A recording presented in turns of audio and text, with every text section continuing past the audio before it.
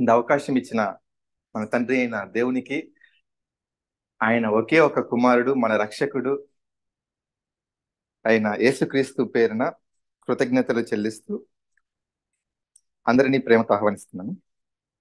So ఆధార వచనం title చూసాము, pass over the deeper symbolic message. ఆధార వచనం చూసాము 1 కొరింథియన్ 5:7, 5:7. సో కடைசி భాగం చూస్తే క్రీస్తు అను పస్కా పశువు వధించబడెను.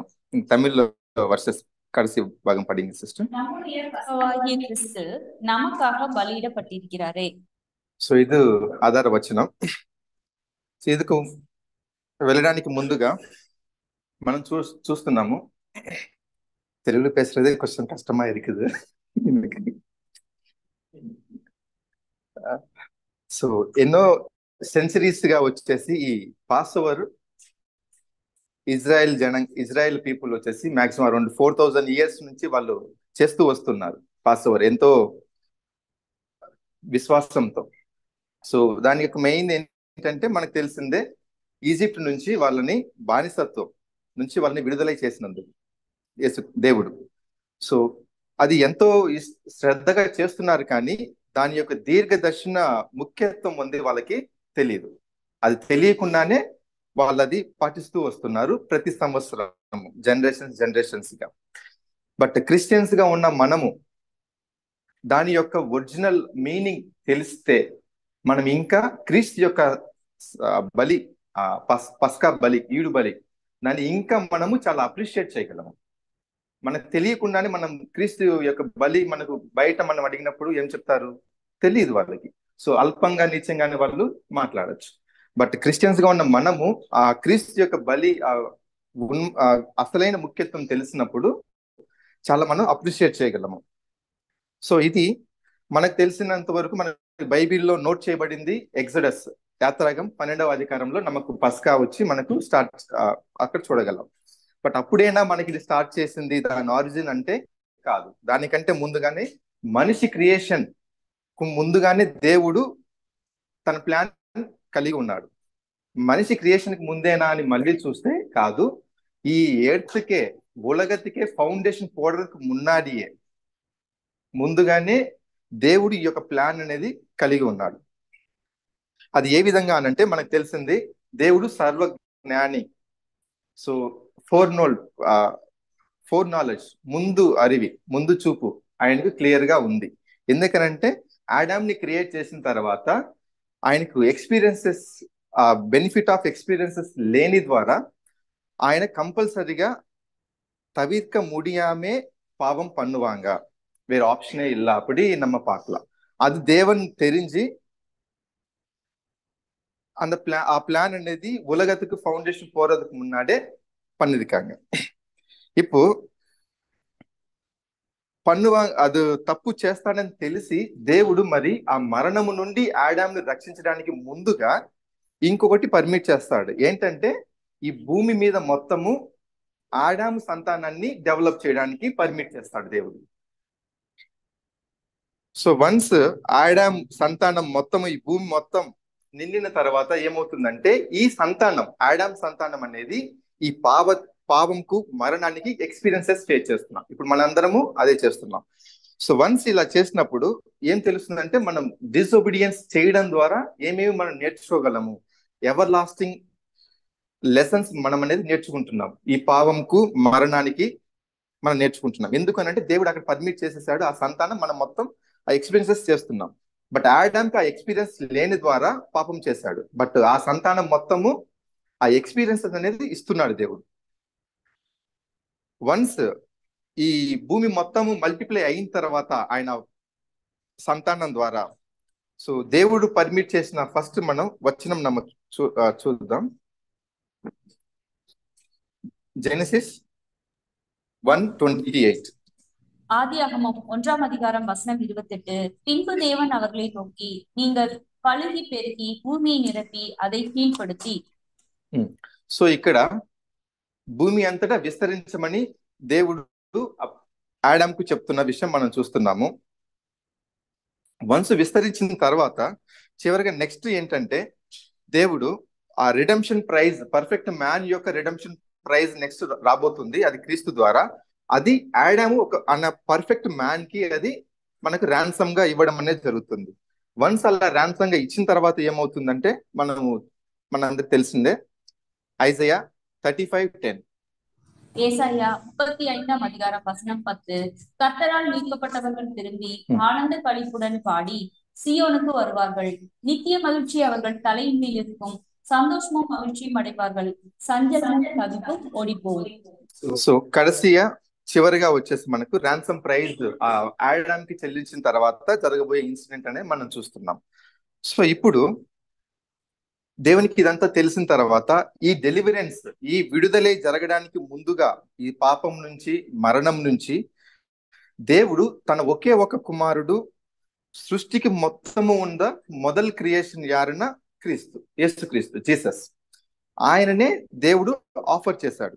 ఎందుకనంటే ఆ privilege to pay the penalty for sin in Adams place, to fulfil this redemptive plan புரிஞ்சிச்சு நினைக்கிறேன். ஆடம் அந்த பிரிவிலேஜ் வந்து தேவன் அவங்களோட குமாரனுக்கு தான் ஆடாம்க்கு மூலமா வந்து அந்த பெனால்ட்டிக்கு அந்த ரான்சம் கொடுக்கறதுக்கு தேவன் போட்ட இந்த பிளான் இப்படி நம்ம இங்க பார்க்கலாம். சோ அதனால நம்ம பார்க்கலாம், இப்போ நான் யாருன்னு அனுப்புறேன் அப்படி தேவன் வந்து பாக்குறப்போ சாம்ஸ் 47:8 verses. சங்கீதம் 40ஆம் அதிகாரம் வசனம் 7 முதல். அப்பொழுது நான் இதோ வருகிறேன், புஸ்தக சுருளில் என்னை குறித்து எழுதியிருக்கிறது. என் தேவனே, உமக்கு பிரியமானதை செய்ய விரும்புகிறேன், உமது நியாயப்பிரமாணம் என் உள்ளத்துக்குள் இருக்கிறது என்று சொன்னேன். సో ఇప్పుడు క్రీస్తుకి కుమారునికి వచ్చేసి ఈ ప్లాన్ తెలియదు. దేవుడు వేసిన ఈ ప్లాన్ లో ఆయన మెయిన్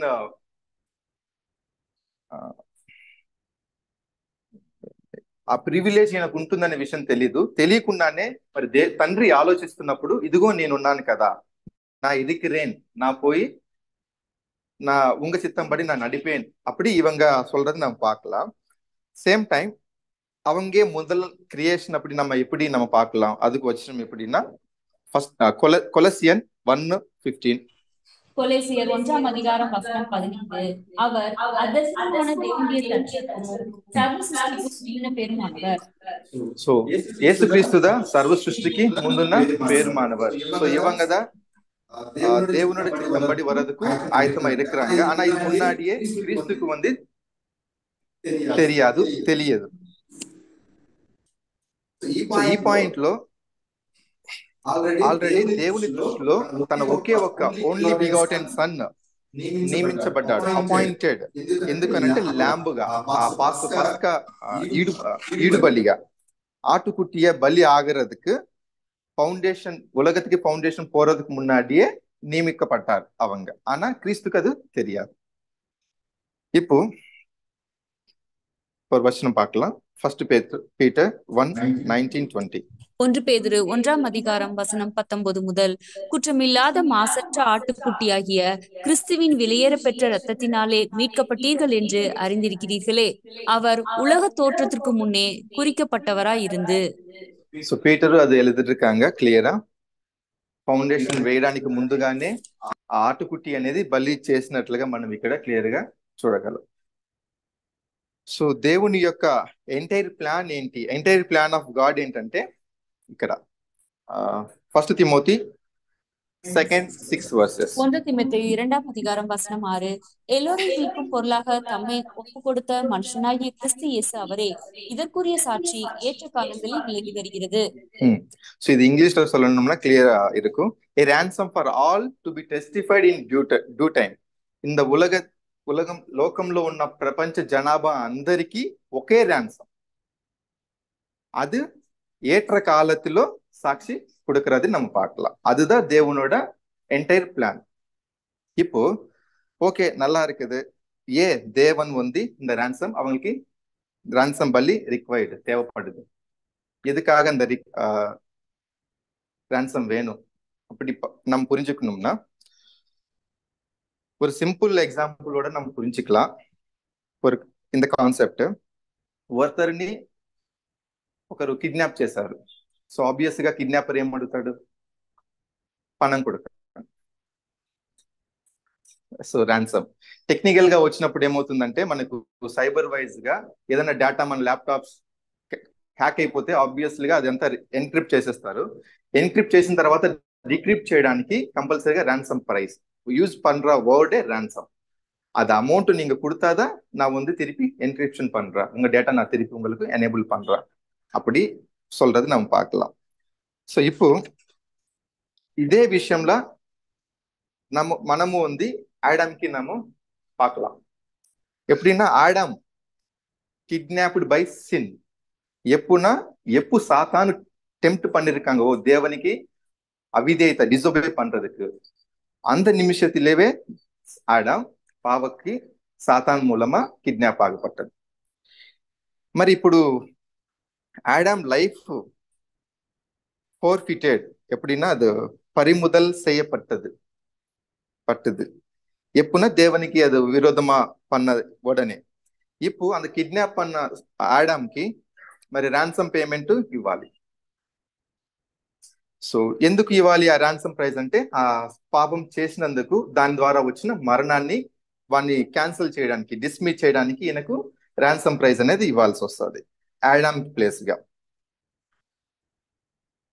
ఇప్పుడు మరి జీసస్ మనకు తెలిసిందే ర్యాన్సమ్ ప్రైజ్ ఆయన లైఫ్ ని సాక్రిఫైస్ చేస్తాడనే విషయం. బట్ సాక్రిఫైస్ చేయడానికంటే ముందుగా ఆయన ఇంకో పని చేయాలి. ఏంటంటే he must prove perfectly obedience to the God. యేసుక్రీస్తు కంపల్సరీగా ప్రూవ్ చేయబడాలి ఆయన పూర్తిగా దేవునికి ఒబీడియంట్ గా ఉన్నట్లుగా, ఎటువంటి సిచ్యువేషన్ అయినప్పటికీ. ఇన్ ద సెన్స్ எப்படிப்பட்ட சூழ்நிலைகள் அவள் லைஃப்ல இருந்தாலும் தேவனுக்கு அவங்க முழுசா ஒபீடியன்ட், அந்த விதேயத்தை அவங்க காமிக்கணும். அப்போ மட்டும்தான் வந்து இந்த ர்யான்சம் அவங்க கொடுக்க முடியும். அப்போதான் இப்போ போன லைஃப்னு வந்து திருப்பி ஆடாம்க்கு கொடுக்க முடியும் அவங்க. సో அதனால ఇప్పుడు அந்த ర్యాన్సమ్ బెనిఫిట్ ఏంటి అని మనం చూస్తే ఆ రిజల్ట్ ఏ విధంగా అంటే ఒక ప్రామిస్, రిజరెక్షన్ నుంచి ఆడామ్ ని డెత్ నుంచి రిజరెక్ట్ చేయడానికి అదొక ప్రామిస్ అనేది ర్యాన్సమ్ ఓட రిజల్ట్. సేమ్ టైం அவங்க மட்டுமான இல்ல, என்டையர் ஹியூமன் ரேஸ்க்கு அதுல வந்து அந்த மீட்பு வந்து கிடைக்க போறது பார்க்கலாம். సో దాని వల్ల అందరికి రిజరెక్షన్ ప్లస్ తిరిగి జీవించడానికి ఒక అవకాశం, ఆపర్చునిటీ ఫర్ లైఫ్, ఒక అవకాశం అనేది ఈ ర్యాన్సమ్ ద్వారా మనకు వస్తుంది. సో ఓకే, తిరిగి మనం వచ్చేసి బ్యాక్ పాసింగ్ ఓవర్కి వెళ్ళిపోదాం. సో ర్యాన్సమ్ గురించి వచ్చాం. Passing over of the first bond. So మనకు తెలిసిందే ఇజ్రాయెల్ దేశంతో దేవుని ఒక స్పెషల్ రిలేషన్ అనేది ఇజ్రాయెల్ దేశంతో ఉంది.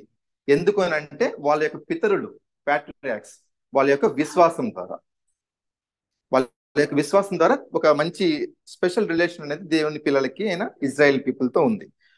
సో ఇప్పుడు ఎందుకనంటే దేవుడు వాళ్ళ ఫాదర్స్ కి ప్రామిస్ చేశాడు, నేను నీ పిల్లలని సంతానంని ఎవర్ లాస్టింగ్ నేను గైడ్ చేస్తాను, వాళ్ళని నేను నడుపుతాను అనేసి ప్రామిస్ అనేది చేశాడు. అదే మనం మైండ్ లో పెట్టుకొని మనం ఆలోచిస్తే ఈ పాస్ ఓవర్ అనేది ரொம்ப బ్యూటిఫుల్ లెసన్. ஒரு எக்ஸாம்பிள் தேவன் యొక్క வழி காட்டுதலுக்கு அவங்களோட பிள்ளைகளுக்கு. ஸோ தேவனோட கேரிங் எப்படி இருக்குது, அவங்களோட கைடன்ஸ் எப்படி இருக்குது அங்க சூஸ் பண்ண அந்த பீப்புளுக்காக, அப்படி நம்ம பாஸ் ஓவர் வந்து ஒரு பெஸ்ட் బ్యూటిఫుల్ ఎగ్జాంపుల్ நம்ம பார்க்கலாம். సో పాస్ ఓవర్ బ్యాక్గ్రౌండ్ మనందరికీ తెలిసిందే. సో எப்போ ஃபரோ வந்து இஸ்ரேல் பீப்புளுக்கு அகைன்ஸ்ட் அவங்களோட ஹார்ட் அந்த மனசு சேஞ்ச் ஆயிட்டு இருக்குதோ அப்போ ரொம்ப கஷ்டமா இஸ்ரேல் பீப்புள் அந்த பாண்டேஜ்ல வந்து கொண்டு போயிட்டு ரொம்ப அதிகமா அவங்க வந்து కష్టపడ్డది మనం பார்க்கலாம். అప్పుడు ఇజ్రాయెల్ పీపుల్ వచ్చేసి ఎక్కువగా ఏడ్చి ప్రే పండడం బాగా మొరపెట్టుకున్నారు. సో ఒకానొక టైంలో దేవుడు ఆ ప్రార్థనని విని అంగీకరించి మోషేని రైజ్ చేసి వాళ్ళ నుంచి ఫరోతో మాట్లాడి నువ్వు వాళ్ళని రిలీజ్ చేయించి నన్ను చేయమనే విషయం మనం చూడొచ్చు. ఈజిప్ట్ యొక్క ఆ నుగం దాని నుంచి రిలీజ్ చేయడానికి మోషేని యూజ్ చేసుకుంటాడు. సో ఇది మనం వర్సెస్ ఎక్సోడస్ యాత్రాగం 6వ అధికారం 5వ వచనం నుండి 11వ వచనం వరకు ఇంగ్లీష్ లో. Exodus chapter 6 verses 5. I have heard the groaning of the son of Israel, because the Egyptians are holding them in bondage, and I have remembered my covenant.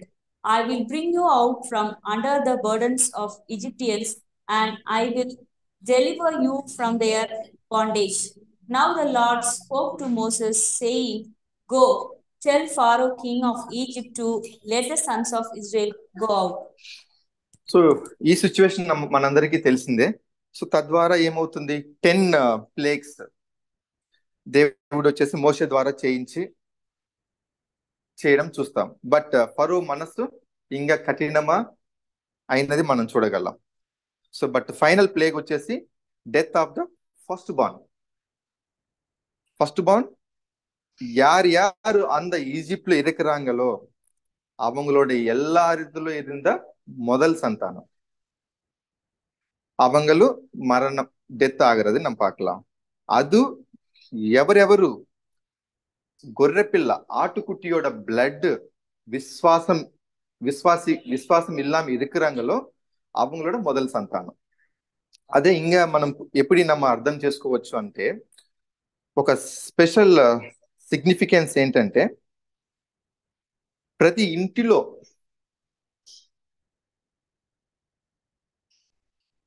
దేవుని యొక్క ఇన్స్ట్రక్షన్స్ ఎవరైతే పాటించలేదో దేవుని యొక్క ప్రొటెక్షన్ కి, వాళ్ళందరి ఇంట్లోని మొదటి సంతానం, ఈజిప్ట్ లో ఉన్న వాళ్ళందరి ఇంట్లో మొదటి సంతానం అనేది డెత్ ఆగరది நம்ம பார்க்கலாம். సో ఇప్పుడు ఈజిప్ట్ లో ఇజ్రాయెల్ ఎక్కడున్నారు, ఏ ప్లేస్ లో இருக்கிறாங்கன்னா கோஷன் பிளேஸ்ல தான் இஸ்ராயல் வந்து இருக்கிறாங்க. ஸோ இங்க ஓவர்வியூல வந்து நமக்கு இது ஆல்ரெடி திருப்பி இது ரொம்ப பெருசா இருக்கும். எக்ஸடஸ் 12 chapter 3 to 14 இதுல ஓவர்வியூగా மோசேக்கு தேவன் வந்து என்னென்ன பண்ணணுமோ, எப்படி பண்ணணுமோ, அந்த பாஸ்ஓவர் எப்படி பண்ணணும், இதெல்லாமே வந்து நமக்கு இங்க சொல்லி கொடுப்பாங்க. அதுக்கு தக்க மாதிரி செஞ்சாதான் அந்த மரணம் வந்து அவங்களுக்கு வராம அந்த தூதன் கலந்து பாஸ் ஆகி மற்றவங்களுக்கு அது கொலை பண்றதை நம்ம பார்க்கலாம். ஸோ இப்படி இந்த ஆனுவல் செலிப்ரேషన్ பாஸ் ஓவர் வந்து ஒரு సింబాలిక్ మెసేజ్గా సెంచరీస్గా అరౌండ్ 4000 ఇయర్స్గా ఈ ఇజ్రాయెల్ పీపుల్ చేస్తూ వస్తున్నారు. ఎంతవరకు అంటే అంటిల్ మెసయా కమ్స్, మెసయా அவங்களுக்கு వచ్చేంత వరకు ఆ పాస్ ఓవర్ చేస్తూ పోతున్నారు సింబాలిక్ గా.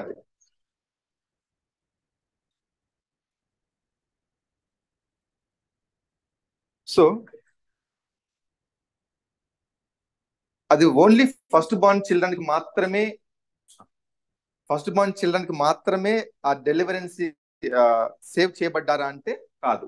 సో ఎంటైర్ ఇజ్రాయెల్ ప్రజలకి రక్షణ అనేది దొరికింది. సో ఇప్పుడు ఫస్ట్ బార్న్ చైల్డ్ డెత్ నుండి ఇమ్మీడియట్ గా వాళ్ళకి ప్రొటెక్షన్ వచ్చింది. బట్ డెలివరెన్స్ సమ్ టైం పడింది, సమ్ టైం వెయిటింగ్ అనేది వచ్చింది. ఎందుకనంటే ఆ కొంచెం టైం తర్వాతనే వాళ్ళందరికీ ఆ డెలివరెన్స్ అనేది వచ్చింది. మనం అది ఎలా మనం అర్థం చేసుకోవచ్చు అంటే, ఇప్పుడు దేవుని దృష్టిలో ఓన్లీ క్రిస్టియన్స్ మాత్రమే రక్షణ తీసుకుంటారా అంటే కాదు. అతి త్వరలో మిగిలిన వాళ్ళందరికీ, ప్రపంచం జనాభా అందరికీ ఆ డెలివరెన్స్, ఆ విడుదల అనేది పాపం నుంచి, మరణం నుంచి అనేది ఉందనే విషయాన్ని మనం గమనించగలం.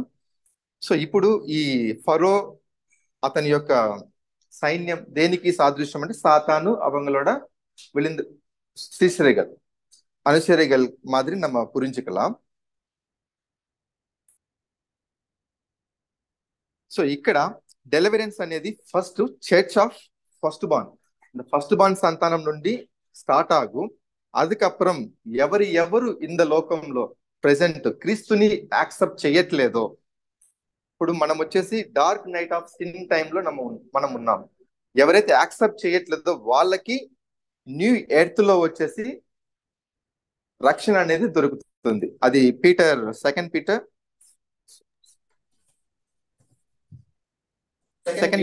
3:13 వర్సెస్ 2 பேதுரு 3ஆம் அதிகாரம் வசனம் 13. மேலும் நம்முடைய கர்த்தரை நீடிய பொறுமையை ரட்சிப்பென்று எண்ணுங்கள். நமக்கு பிரியமான சகோதரனாகிய பவுல் தனக்கு அருளப்பட்ட ஞானத்தினாலே இப்படியே உங்களுக்கு எழுதியிருக்கிறார். సో నెక్స్ట్ న్యూ ఎర్త్ లో మాత్రమే ప్రపంచం మొత్తానికి బట్ ప్రెసెంట్ క్రిస్టియన్స్ కి రక్షణ నెక్స్ట్ న్యూ ఎర్త్ లో ప్రపంచం మొత్తానికి அகைன்ஸ்ட் கிறிஸ்டியன்ஸ் யாரு கிரைஸ்டினை அக்செப்ட் பண்ணாம இருக்கிறாங்களோ அவங்க எல்லாருக்கும் அந்த நியூ எர்த்ல மீட்பு கிடைக்கும். ஸோ இப்படி பாஸ் ஓவர் ஓகே. நெக்ஸ்ட் அதுக்கு கண்டினியூஸா அந்த இஸ்ரேல்கள் வந்து நமக்கு அவங்களோட பிளைண்ட்னஸ் பத்தி நம்ம பார்க்கணும். Israel's blindness soon to be removed. ఇది ఎందుకు మనం డిస్కస్ చేస్తున్నామంటే ప్రెసెంట్ క్రిస్టియన్స్ గా మనకు పాస్ ఓవర్, జ్యూస్ యొక్క పాస్ ఓవర్ మనం సెలబ్రేట్ చేసుకోము. బట్ అది మనకు ఒక వి వాల్యూ దట్ బికాస్ ఎందుకంటే అది క్రైస్ట్ అవర్ పాస్ ఓవర్ కాదు, ఒక కనెక్షన్, బ్యూటిఫుల్ కనెక్షన్ అనేది ఉంది కాబట్టి. సేమ్ టైం మనకు ఎందుకు ఇలా జరిగింది, క్రైస్ట్ ని క్రూసిఫికేషన్ చేసిన టైంలో రిలీజియస్ లీడర్స్, పరిసేయர்கள், సదుసేయர்கள், ప్రధాన యాజకులు యేసుక్రీస్తును సిలువై వేసే ఇంపాక్ట్ అనేది వాళ్ళు తెలియలేదు. They doesn't know realize the impact of crucifixion of Jesus. ஒரு கிரிமினலுக்கு நடுமுலோ அந்த கொடூரமான சிலுவையிலோ டெத் பண்றது. ஸோ அதோட இம்பாக்ட் நமக்கு ஆல்ரெடி தெரியும். ஹிஸ்டரியில பார்த்தா அவங்க உலகத்துக்கு எல்லாமே அந்த ஜனங்கள், இஸ்ரேல் ஜனங்கள் வந்து சிதறிக்கப்பட்டது. அதுக்கப்புறம் ஹிட்லர் டைம்ல அவங்க பண்ண கஷ்டம், பாடுகள், மற்றது எல்லாமே அந்த இஸ்ரேல் பேசிக் சப்ஜெக்ட்ல அதோட இம்பாக்ட், அதோட காபம் என்னன்னா இந்த டைம்ல பரிசேயர்கள் அதுக்கு எல்லாமே எங்களோட சந்தத்துக்கு மேல் வரட்டும் அப்படி பிலாத்து முன்னாடி சொன்னதுனால அந்த இம்பாக்ட் வந்து வந்ததுன்னு நம்ம பார்க்கலாம். ஒருவேளை இப்போ அவங்களோட அந்த புரட்டாத்தனம் எப்போ மீட்க போறது அப்படின்னு நம்ம பார்க்கணும்னா ரோமன்ஸ் 11 சாப்டர் 25-26 verses. ரோமர் 11ஆம் அதிகாரம் வசனம் 25 முதல், புறஜாதியாருடைய நிறைவு உண்டாகும் வரைக்கும் இஸ்ரவேலர் ஒரு பங்கு கடினமான மனதுண்டாய் இருக்கும். இந்த பிரகாரம் இஸ்ரவேலர் எல்லோரும் ரட்சிக்கப்படுவார்கள். Thank you sister. ఇప్పుడు మనం చూడగలం, ఒక ఇమాజిన్ చేసుకోగలం. వన్స్ ఇజ్రాయెల్ పీపుల్ కి ఆ గుడ్డితనం, ఆ బ్లైండ్నెస్ రిమూవ్ అయిపోతే ఏమర్థం అవుతుంది? క్రీస్తుయే వాళ్ళ యొక్క పాస్ ఓవర్, ఆ బ్లెస్సింగ్, పాస్ ఓవర్ బ్లెస్సింగ్ క్రీస్తు యొక్క మరణం ద్వారానే వస్తున్న విషయం తెలిసినప్పుడు వాళ్ళు ఏ విధంగా వాళ్ళు ఉండగలరు? So Zechariah 12th chapter 10th verses. சகரியா 12ஆம் அதிகாரம் வசனம் 10, நான் தாவீதின் குடும்பத்தார் மேலும் எருசலேம் குழுக்களின் மேலும் கிருபையின் ஆவியையும் விண்ணப்பங்களின் ஆவியையும் ஊற்றுவேன். அப்பொழுது அவர்கள் தாங்கள் குத்தின என்னை நோக்கி பார்த்து, ஒருவன் தன் ஒரே பேரானவனுக்காக புலம்புகிறது போல எனக்காக புலம்பி, ஒருவன் தன் தலைச்சின் பிள்ளைக்காக துக்கிக்கிறது போல எனக்காக மனம் கசந்து துக்கிப்பார்கள். ఖచ్చితంగా ఇజ్రాయెల్ జనంగల్ அந்த மோர்ன் புலப்புவாங்க. ஆனா அந்த அவங்களோட டியர்ஸ், அந்த கண்ணீர் உடனே వెంటనే జాయా హ్యాపీగా ఉంది చేంజ్ ఆகும். ఎందుకన్నా క్రీస్తుయే ఇంతవరకు లాంగ్ హోప్డ్ గా ఉన్న విషయం, మెసయా కోసం వెయిట్ చేస్తూ ఉన్నారు ఇప్పటికీ వాళ్ళు, ఇజ్రాయెల్ పీపుల్. మెసయా ఆల్రెడీ వచ్చారనే విషయం వాళ్ళకి అర్థం చేసుకోలేదు. ఎందుకనంటే because of blindness. So once అంత బ్లైండ్నెస్ రిమూవ్ అయినప్పుడు ఆ మెసయాని మనమే క్రూసిఫిక్సేషన్ చేశామనే విషయం రియలైజ్ అయ్యి, ஸோ எந்தகா மாதிரி முதல் சந்தானம் பெத்தானா எப்படி அவங்க புலம்புவாங்கோ அப்படி அவங்க புலம்புவாங்க. ஆனாலும் அவங்களுக்கு ரட்சணை கிடைக்கும், எல்லாரும் சேவ் ஆகுவாங்க. ஸோ இதுவே விஷயம் நமக்கு ஆக்ட்ஸ் 3rd chapter 22 verses பார்க்கலாம். அப்போஸ்தலர்கள் 3ஆம் அதிகாரம் வசனம் 22, மோசே பிதாக்களை நோக்கி, நீங்கள் தேவனாகிய கர்த்தர் என்னை போல ஒரு தீர்க்கதரிசியை உங்களுக்காக உங்கள் சகோதரர்களிலிருந்து எழும்ப பண்ணுவார். அவர் உங்களுக்கு சொல்லும் எல்லாவற்றிலும் அவருக்கு செவி கொடுப்பீர்களாக. సో இந்த மாதிரி ఇది ఆల్రెడీ మోసే క్లియరా దీర్ఘదర్శనమా చెప్పాడు. ఆల్రెడీ మీ మధ్యలో నుంచి ఒక సహోదరుని లేపుతాను, అతన్ని మీరు పూర్తిగా మీరు వినాలి అని. బట్ ఆ ఇజ్రాయెల్ ప్రజలు ఆ విషయాన్ని అర్థం చేసుకోకుండా ఆయన్నే క్రూసిఫై చేసేది మనం చూడగలం. సో ఇప్పుడు వన్స్ వాళ్ళ గుడ్డితనం, బ్లైండ్నెస్ రిమూవ్ అయిపోతే కంపల్సరీగా వాళ్ళు అర్థం చేసుకోగలరు. ఇప్పుడు మరి అది ఎలా, ఏ విధంగా బ్లైండ్నెస్ అనేది రిమూవ్ అవుతుందనే విషయం టైం ఉంటే ఎండింగ్ లో చూస్తాము. నెక్స్ట్ సో ఇప్పుడు క్రాస్ గురించి, why the brutality of the cross, ఎవరో குரூயல்ட்டியா குரூரமா அந்த கிராஸ் வந்து அந்த இஸ்ராயல் ஜனங்கள் அந்த மெயினா பரி ஹை பிரீஸ்ட் பரிசேயர்கள் சதுசேயர்கள் இயேசு கிறிஸ்துக்கு பண்ணது நம்ம பார்க்கலாம். సో ఇది పத்தி நமக்கு தெரியும். యేసుక్రీస్తు ఓన్లీ ర్యాన్సమ్ ప్రైజ్ మాత్రమే ఇచ్చాడా అంటే కాదు. బట్ ఆయన మరణాన్ని మనం చూస్తే అంతకు మించి ఆయన ర్యాన్సమ్ ప్రైజ్ కి మించి ఆయన బలి అనేది ఇచ్చాడు. ఎందుకు? ఓన్లీ ఆయన డెత్ అయితే సింపుల్ గా సరిపోతుంది. ర్యాన్సమ్ ஆடாம்க்கு ஈக்குவல் ஆகும். ஆனாலும் அப்படிப்பட்ட அந்த క్రూరంగా அவங்க எதுக்கு சாவணும்? இயேசு கிறிஸ்து புரியுதா? ஆடாமுக்கு ரான்சம் கொடுக்கணும்னா அவங்க இயேசு கிறிஸ்து பாவம் இல்லாம எந்த பாவம் இல்லாம குற்றம் இல்லாம அவங்க நார்மல் டெத் ஆனா சரியாகும். ரான்சம் ஆடாமுக்கு கொடுக்கப்பட்டது. ஆனாலும் அவங்க அவ்வளவு பாடுகள் அவ்வளவு சோதனைகள் எதுக்கு பண்ணணும்? எக்ஸாக்ட்லி. சோ அதுக்கு so saved from Adamic sin and the law. இங்க நமக்கு தெரியும் crucifixion வந்து ரொம்ப கொடூரமான மெத்தட் அந்த டைம்ல.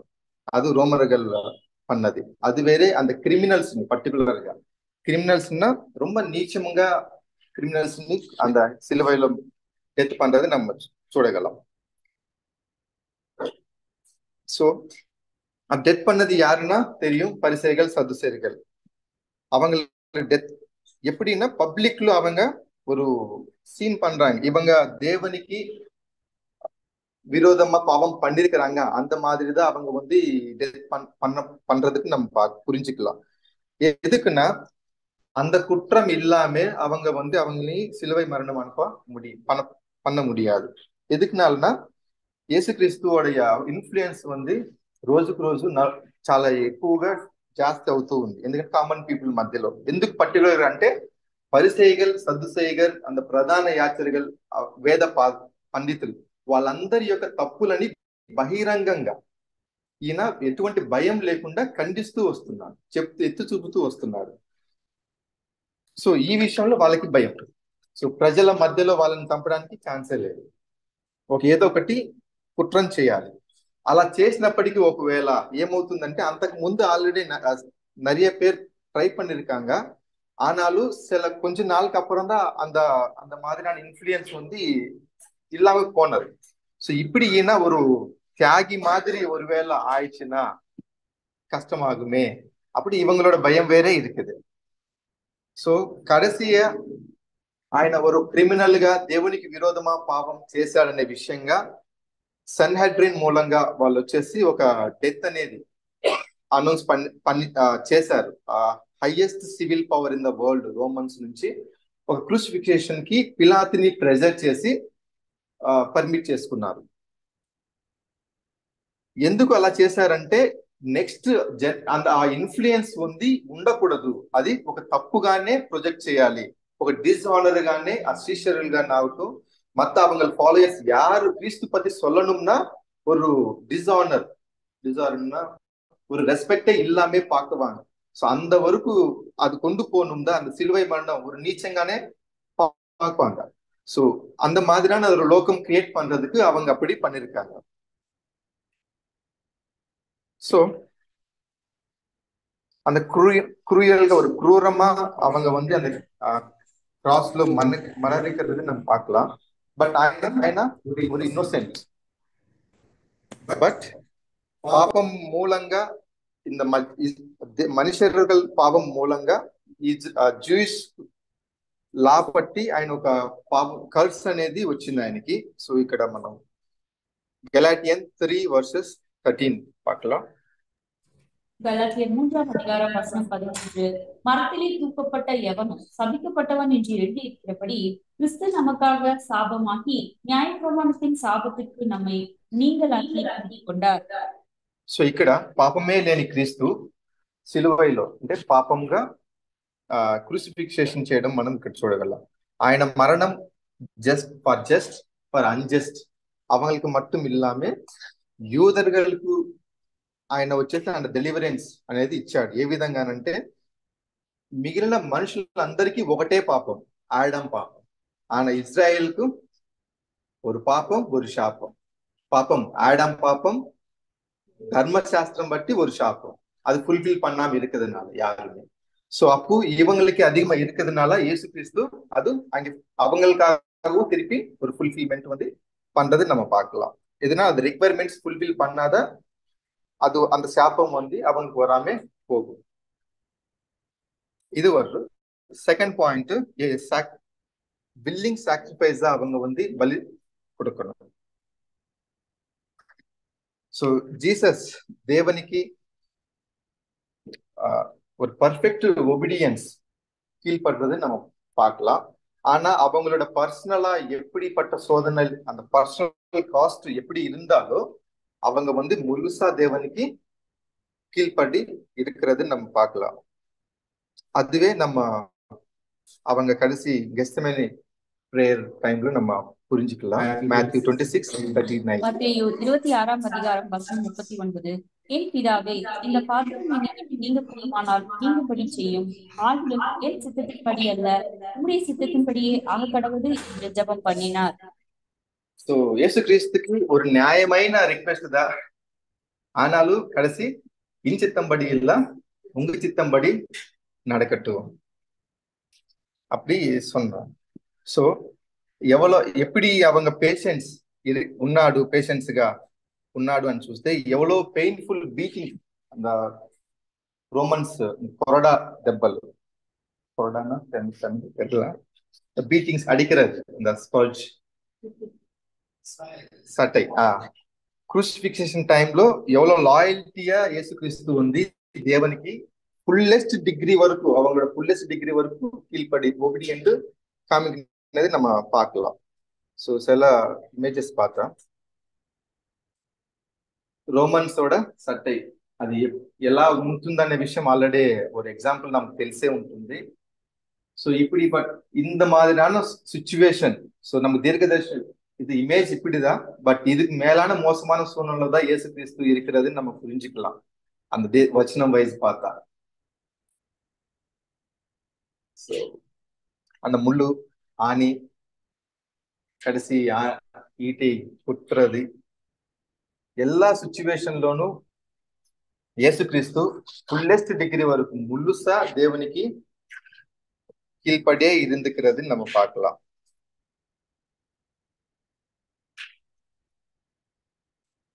இதுக்கு வசனம் பார்க்கலாம். Philippians 2nd chapter 6-11.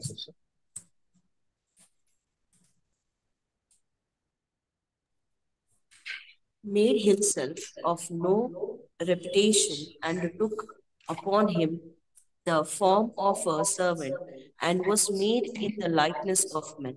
And being found in fashion as a man, he humbled himself and became obedient unto death, even the death of the cross.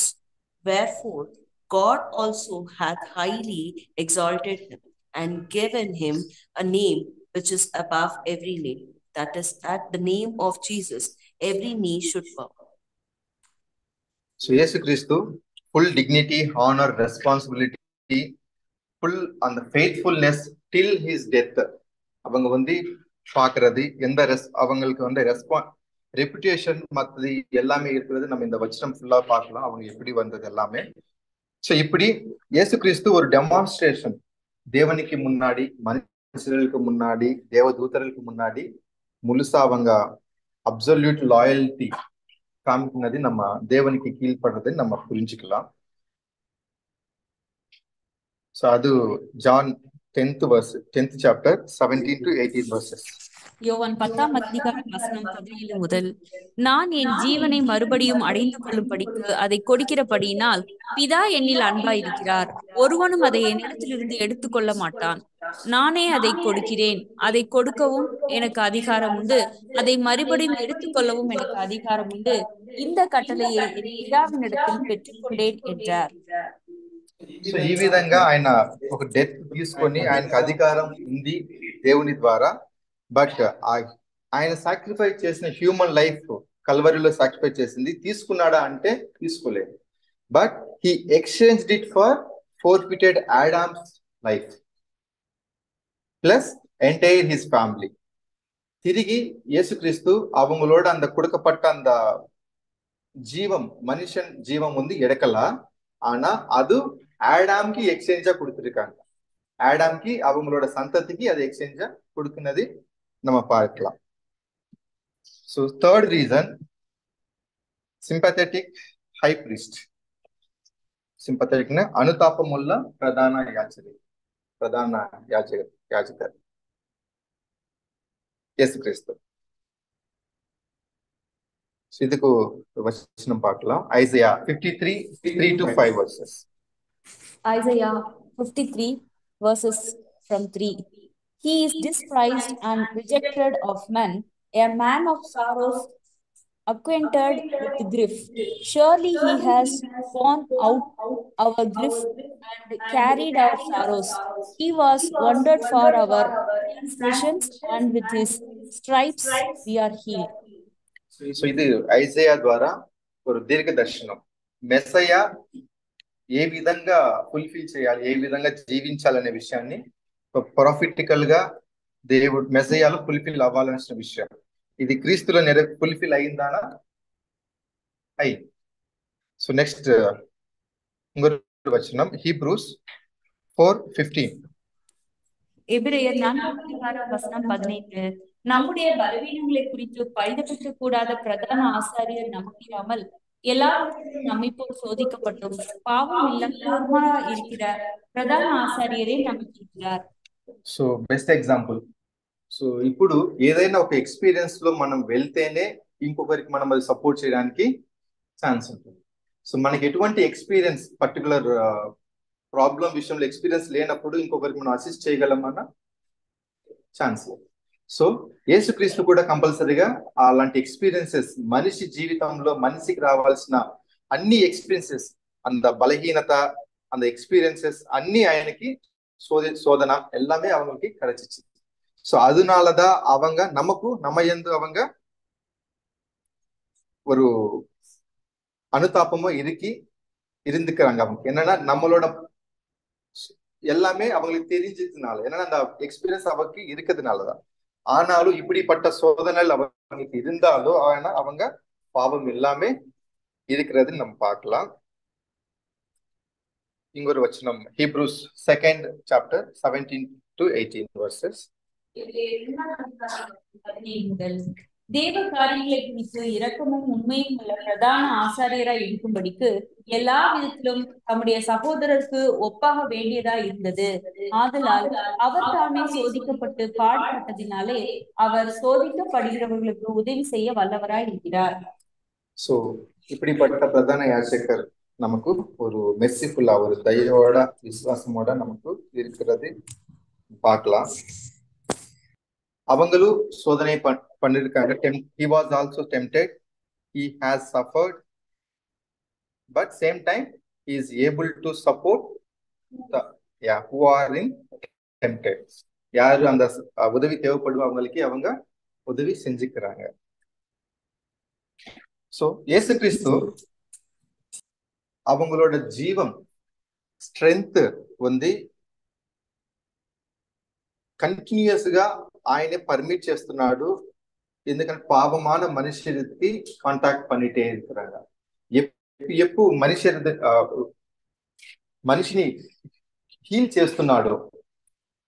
Heal చేస్తున్న ప్రతిసారి ఆయన ఓన్ స్ట్రెంత్ లాస్ అవుతూ పోవడం మనం చూడగలం. దానికి ఒక example mark 5th chapter 38 verses. Mark 5:30. உடனே இயேசு தம்மிலிருந்து வல்லமை புறப்பட்டதை தனக்குள் அறிந்து. சோ இந்த சிச்சுவேஷன் ஞாபகம் இருக்குதுன்னு நினைக்கிறேன். அந்த ரத்தஸ்ராவம் இருந்த ஸ்திரீ எப்போ போய் அந்த அவங்களோட துணி தொட்டம்போது அவங்க உடனே கியூர் ஆகுனது, ஹீல் ஆகுனது நம்ம பார்க்கலாம். சோ அப்போ எப்படி அது பண்றதுன்னா இவங்கள உள்ள இருந்த அந்த ஜீவம் போய், அப்படின்னா இவங்க ஓனா கண்டினியூஸா இவங்களோட ஜீவன் வந்து கொடுத்துட்டே இருக்கிறாங்க. ஏன்னா மனிதர் எல்லாரும் பாவத்துல இருக்கிறாங்க. சோ இப்படிப்பட்ட பாவங்கள் இருந்த மனிதர்கள் அவங்க டச் பண்ணப்போ, சேம் டைம் அவங்க ஹீல் பண்றப்போ எல்லாமே இவங்களோட அந்த பாவம் இல்லாம இருக்கிறது, இவங்களோட எல்லா ஸ்ட்ரென்த் அவங்க லாஸ் பண்ணிட்டே வராங்க. ஸோ இதுக்கு இன்னொரு வசனம் நம்ம பார்க்கலாம். Hebrews 5:2. எபிரேயர் 5:2 தானும் பலவீனம் உள்ளவர்களானபடியினாலே அறியாதவர்களுக்கும் நெறி தப்பி போனவர்களுக்கும் இரங்கத்தக்கவனாய் இருக்கிறான். ஸோ இயேசு கிறிஸ்து ஒரு பரிபூர்ண மனிதன். ஸோ அவங்க பலகீனம் எப்படி ஆவாங்கன்னா, இப்படிதான் அவங்க வந்து அவங்களோட ஓன் ஸ்ட்ரென்த் ஹீல் பண்ற டைம்ல லாஸ் பண்றதுனால அவங்க ஒரு பலகீனமா ஆகுறது நம்ம பார்க்கலாம். ஸோ அந்த மாதிரி இருக்கிறவங்க அவங்க அந்த மாதிரி இருக்கிற நம்மை பட்டு அவங்க ஒரு தாலிமை காமிக்கிறதை நம்ம புரிஞ்சுக்கலாம். ஸோ நம்ம ரோமன்ஸ் 8:22 சொன்ன చెప్పినట్లు த என்டையர் க்ரோனிங் கிரியேஷன், இந்த பிரசவ வேதனை பண்றது நம்ம பார்க்கலாம். அந்த உலகமே அவங்களோட புஜம் மேல் ஷோல்டர்ஸ் மேல இருக்கிறது நம்ம புரிஞ்சுக்கலாம். ஏன்னா மீட்புக்காக.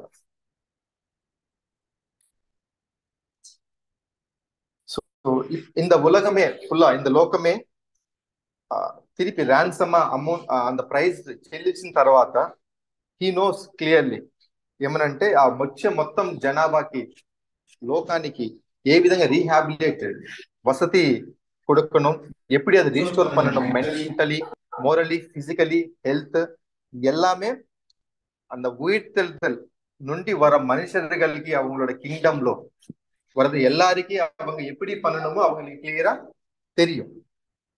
சேம் டைம் அவங்க ஒரு நல்ல போதகரா இருக்கிறாங்க, ஒரு மீடியேட்டரா இருக்கிறாங்க. ஸோ கண்டிப்பா அவங்க மூலமா வந்து ஒரு நீதியும் அந்த பர்ஃபெக்ஷன்ல வளர்றதுக்கு, க்ரோ ஆகுறதுக்கு அவங்க கண்டிப்பா சப்போர்ட் பண்றதை நம்ம பார்க்கலாம். இதுக்கு ஒரு வசனம் 1 Timothy 2nd chapter 5 verse. 1 தீமோத்தேயு 2:5 உங்களுக்கு தெரிந்திருக்கிறபடி நாங்கள் ஒரு காலம் இச்சகமான வசனங்களை சொல்லவும் இல்லை, பொருளாசை உள்ளவர்களாய் மாயம் பண்ணவும் இல்லை, தேவனே சாட்சி.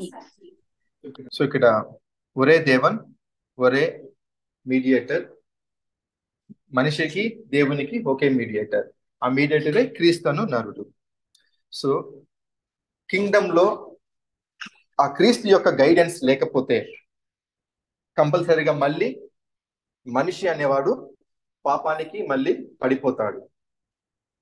ఆ పాపం ద్వారా వచ్చేది సెకండ్ డెత్.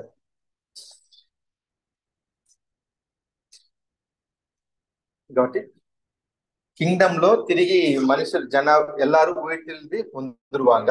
வந்ததுக்கு அப்புறமும் அவங்களோட கைடன்ஸ்ல அவங்க வந்து நல்லா கண்டிப்பா அந்த நீதியோட டெவலப் ஆவாங்க, பர்ஃபெக்ஷனுக்கு போவாங்க. சில பேர் வந்து அந்த கேட்காம இருக்கிறவங்களுக்கு திருப்பி அந்த பாவத்துல விழுந்துருவாங்க. அப்போ வரப்போறது என்னன்னா செகண்ட் டே, ரெண்டாவது மரணம் தான் அவங்களுக்கு கிடைக்க போகுது. ஸோ இந்த மாதிரி இருக்கிற கிறிஸ்து அந்த லேம்ப் நிஜமாவே வர்த்தி இஸ் த லேம்ப். ஆமா, கண்டிப்பா அது அவங்க வர்த்தி தான், அந்த எக்ஸால்டேஷனுக்கு போறதுன்னு நம்ம பார்க்கலாம். இதனால்தான் முதலாம் வருகையில அவங்க வந்து அவங்களோட பேஷன் காமிச்சிருக்காங்க, அவங்களோட குணலட்சணங்கள் మనకు కనిపరిచాడు. బట్ సెకండ్ ప్రెజెన్స్ లో వచ్చినప్పుడు அவங்களோட கம்பேஷன், அவங்களோட தயா வந்து ஒரு அவங்க கொடுத்த அந்த ரான்சமோட ஃப்ரூட்ஸ், அந்த சஃபரிங், டெத், அது எல்லாமே வந்து ரியலைஸ் ஆகுவாங்க. அதுல நம்ம ரியலைஸ் ஆகுது. ரெவல்யூஷன் 24ல நம்ம பார்க்கலாம். அது எல்லாத்துக்கும் அவங்க சிம்ஹாசனம் மேல உட்கார்ந்து நியாயம் தீர்க்கிறதுக்கு அதிகாரம் கொடுக்கப்படும். சேம் டைம் அந்த எல்லாரையும் வந்து ரிசரக்ஷன் பண்றது நம்ம பார்க்கலாம். ஸோ அப்படிப்பட்ட அந்த ஒரு ஸ்டேஜுக்கு அவங்க ஒரு கம்பேஷனோட தான், ஒரு தயையோட தான் அங்க நியாயம் தீர்க்கிறது நம்ம புரிஞ்சுக்கலாம். என்னன்னா அவங்க மனிதர் மாதிரி நியாயம் தீர்க்கிறது இல்ல. ஸோ இதுக்கு இங்க ஒரு வச்சு நம்ம ஆக்ட்ஸ் 3rd chapter 20-21 பார்க்கலாம். அதிகாரம் வசனம் 20 முதல். உலக தோற்றம் முதல் தேவன் தம்முடைய பரிசுத்த தீர்க்கதரிசிகள் எல்லாருடைய வாக்கிலும் உரைத்தவைகள் எல்லாம் நிறைவேறி தீரும் காலங்கள் வருமளவும் பரலோகம் அவரை ஏற்றுக்கொள்ள வேண்டும். ஸோ மில்லியன் டே ஒன்ஸ் அவங்க வந்து வந்ததுக்கு அப்புறம் அது வரைக்கும் பரலோகத்துல இருப்பாங்க. செகண்ட் பிரசன்ஸ் వచ్చిన తర్వాత மேன்கைண்ட் எல்லாமே வந்து ரீஸ்டோர் பண்ணப்படும். அந்த அந்த சிங்க்ரனைசேஷன் பர்ஃபெக்ஷனுக்கு வந்து கொண்டு போவாங்க. திருப்பி இந்த உலகமே ஒரு ஏடேன் தோட்டை மாதிரி ஆக போகும். இப்போ இந்த கிங்டம் ஆஃப் கம்பேஷன் இந்த மில்லினியல் டேலோ 1000 இயர்ஸ்ல வந்து இது எப்படின்னா ஆல்ரெடி தேவன் உலக இந்த జగత్తుకు పునాది వేయడానికి ముందే ఫౌండేషన్ టు ద వరల్డ్ వేయక ముందు ఇది எல்லாமே ఆయన కుమారుని ద్వారా ఒక ప్లాన్ అనేది దేవుడు వేసుకున్నది మనం చూడగలం. సో ఇది ఎప్పుడు దేవుని యొక్క பிளான் ని மனுஷர் அனைவரும் அப்ரிஷியேட் பண்ணுவாங்கன்னா ஒரு மில்லியன் அந்த 1000 இயர்ஸ்ல தான் தேவன் இந்த மாதிரி கொடுத்த இந்த எல்லா பிளான் இப்படிப்பட்ட பிளான் எப்போ உலகம் தோற்றத்துக்கு ஃபவுண்டேஷன் போறதுக்கு முன்னாடியே இருந்து இப்படி எக்ஸிக்யூட் பண்றது அது எல்லாமே அவங்களும் இந்த மற்ற மனுஷர்கள் இப்போ வந்து நம்ம புரிஞ்சுக்கலாம். வரப்போற மற்ற எல்லா ரிசரக்ஷன் నుండి வர எல்லாரும் அந்த டைம்ல தான் அவங்க வந்து புரிஞ்சுக்கலாம் தேவனோட அந்த கிஃப்ட் எப்படி இருக்குது. அது பர்டிகுலரா அந்த ஜீசஸ் அவங்களோட சாக்ரிஃபைஸ் ரான்சம் பிரைஸ் இது எல்லாமே இந்த உலக ஜனங்க எல்லாமே அந்த டைம்ல தான் புரிஞ்சுக்க முடியும், பிளஸ் அப்ரிஷியேட் பண்ண முடியும். ஸோ இந்த நாலேஜ் இப்படிப்பட்ட இந்த ரான்சமோட நாலேஜ் இதுவரைக்கும் இருக்கிற இந்த எக்ஸ்பீரியன்சஸ் சின்னோட டெத்தோட இருக்கிற எக்ஸ்பீரியன்சஸ்னால அவங்களுக்கு கண்டிப்பா அந்த வரப்போற 1000 அரசாட்சியில பர்ஃபெக்ட் ஸ்டேஜுக்கு ஒரு தீமை செய்யாம நல்லது சூஸ் பண்றதுக்கு அவங்களோட ஹுதயம் நல்லா டெவலப் ஆகுறதுக்கு அதோட தேவனோட அறிவி இந்த எக்ஸ்பீரியன்சஸ் வந்து அவங்களுக்கு கண்டிப்பா உதவி செய்யும். கடைசியா இவங்களோட வர்த்தி பத்தி ரெவல்யூஷன் 5:12 அவர்களும் மகா சத்தமிட்டு அடிக்கப்பட்ட குட்டியானவர் வல்லமையும் ஐஸ்வர்யத்தையும் ஞானத்தையும் கனத்தையும் மகிமையும் ஸ்தோத்திரத்தையும் பெற்றுக்கொள்ள பாத்திரமா இருக்கிறார் என்று சொன்னார்கள். சோ இயேசு கிறிஸ்து அந்த கனத்துக்கு கண்டிப்பா பாத்திரம் அப்படின்னு நம்ம புரிஞ்சுக்கலாம். ஸோ இப்போ இயேசு கிறிஸ்து கடைசி சீசர்கள் கிட்ட கலந்து அந்த குரூசிஃபிகேஷன் போறதுக்கு முன்னாடி பக்கா அனுசரிச்சு அதுக்கப்புறம் ஒரு விஷயம் அவங்களுக்கு ஒரு ஞாபகமா பண்றதுக்கு சொன்னது நம்ம பார்க்கலாம். Do this in remembrance of me, எனக்கு ஞாபகமா நீங்க இது செய்யுங்க அப்படின்னு நம்ம சொல்றது பார்க்கலாம். அது லூக்கா 22:19-20 நம்ம பார்க்கலாம். இது எப்படி நம்ம அதை புரிஞ்சுக்கலாம்னா దేవుడు పిదావాన దేవన్ ఇజ్రాయెల్ ప్రజలకి ఏ విధంగానైతే ప్రతి సంవత్సరము అంద విడుదల ఈజిప్ట్ నుంచి వచ్చే అంద విడుదల గురించి జ్ఞాపకం చేసుకోమని ఒక ఆజ్ఞ ఇచ్చాడో అదే విధంగా యేసుక్రీస్తు తన శిష్యులకి ఆయన యొక్క మరణమును గురించి ప్రతి సంవత్సరము జ్ఞాపకం రిమెంబర్ చేసుకోమనే విషయాన్ని ఒక ఆజ్ఞగా ఒక కమాండ్ గా ఇచ్చినట్లుగా మనం కంపేర్ చేసుకోగలం.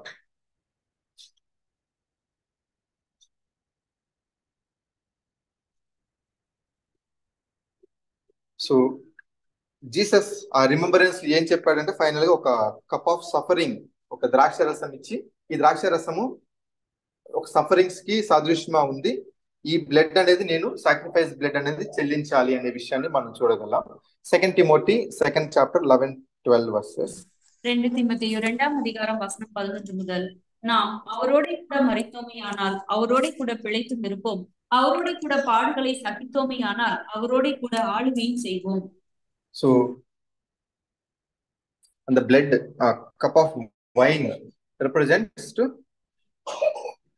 so பாடுகள், அந்த பாடுகள் அவங்களோட நம்ம சயின்ஸ்னா அவங்களோட அழகை செய்யறது லைவ் ஆகுறது நம்ம பார்க்கலாம். இப்படிப்பட்ட இந்த விஷயம் அவங்களுக்கு முன்னாடி நிறைய சீஷர்கள் அந்த டைம்ல இருக்கிறாங்க, அப்போஸ்தலர் தவிர மற்ற நிறைய பேர் எல்லாரும் என்ன புரிஞ்சுக்கிறாங்கன்னா ஒரு ஹார்ட் சேயிங், ஒரு கடினமான ஒரு போதனை இது இருக்கிறது நம்ம இங்க புரிஞ்சுக்கலாம். 6ஆம் ஜான் 6:54-66 நம்ம பார்க்கலாம். ஒரு கடினமான போதனையா இருக்குது இது. அப்படி நிறைய பேர் வந்து திருப்பி பின்பற்றி போனது நம்ம பார்க்கலாம், இயேசு கிறிஸ்துவை ஃபாலோ பண்ணாம. ఆనా లిటరల్ మీనింగ్ లో அவங்க புரிஞ்சுக்கிறாங்க బ్లడ్ బాడీ తినమని అంటున్నాడు ఏంటి అనే విషయంలో. బట్ కంపల్సరీగా ఆయన యొక్క బ్లడ్ అనేది ఆయన చెందించాల్సిందే. దానికి జాన్ 1:26 பார்க்கலாம். ఇదిగో దేవునோட ஆட்டுக்குட்டி உலகம் பாவத்து சுமக்க போற தேவனோட ஆட்டுக்குட்டி. ஸோ கண்டிப்பா இயேசு கிறிஸ்து அந்த அவங்களோட பிளட் ஷெட் பண்ணி தான் ஆகணும். ஸோ இப்போ அந்த ஜீசஸ் அந்த அவங்களோட சீஷர்களுக்கு 3 செஞ்சு சொல்றாங்க. ஃபர்ஸ்ட் திங் வந்து மெமரலைஸ் ஒன்ஸ் இன் எ இயர். దేని గురించినా அவங்களோட டெத் గురించి. Second thing, share in this symbolic cup of suffering. அந்த கப்புல பாத்திரம் பண்றது.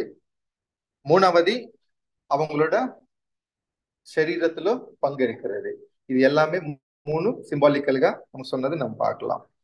இப்போ நமக்கு தெரியும் ఆడమ్ మాత్రమే పాపం చేశాడు. బట్ ఆ ఒక్క మనిషి ద్వారా అందరికీ మరణం. సో సేమ్ వే జీసస్ ఒక్కడు నీతిగా அந்த ర్యాన్సమ్ అనేది చెల్లించాడు. అలా చెల్లించడం ద్వారా ఆ యొక్క మెరిట్ లో మనం పాలు పంచుకోవాలి అంటే కంపల్సరీగా ఆ కప్ ఆఫ్ సఫరింగ్స్ మనం తాగాలి, యాక్సెప్ట్ చేయాలి. యాక్సెప్ట్ చేస్తేనే మనకు ఆ మెరిట్ అనేది, మనకు క్రీస్తుయోட మెరిట్ అనేది நமக்கு వస్తుంది. 1 Corinthians 15th chapter 21-22. 1 Corinthians 15ஆம் அதிகாரம் வசனம் 21 முதல். மனுஷனால் மரணம் உண்டானபடியினால் மனுஷனால் மரித்தோரின் உயிர்த்தெழுதலும் உண்டாயிற்று. ஆதாமுக்குள் எல்லோரும் மரிக்கிறது போல கிறிஸ்துவுக்குள் எல்லோரும் உயிர்ப்பிக்கப்படுவார்கள். பார்க்கலாம். సో సేమ్ టైం జీసస్ వచ్చేసి ఆయన యొక్క షేర్ పావ నివారణ బలి ఫినిష్ చేశాడు. సేమ్ టైం ఎప్పుడు అంటే 2000 years బ్యాకే యేసుక్రీస్తు పావ నివారణ బలి కంప్లీట్ చేశాడు. బట్ దేవుని యొక్క అనదర్ ఫీచర్ ఉంది, ఇంకా ఫుల్ఫిల్ అవ్వలేదు. అదే ఏంటంటే కంప్లీషన్ ఆఫ్ చర్చ్. యేసుక్రీస్తు ర్యాన్సమ్ చెల్లించాడు, పావ నివారణ బలి ఆయన షేరు చెల్లించాడు. బట్ ఇంకా పెండింగ్ దేవుని యొక్క డివైన్ ప్లాన్ పెండింగ్ ఏంటంటే చర్చ్ క్లాస్ కంప్లీషన్ వచ్చేసి అదే ఆయన యొక్క బాడీ.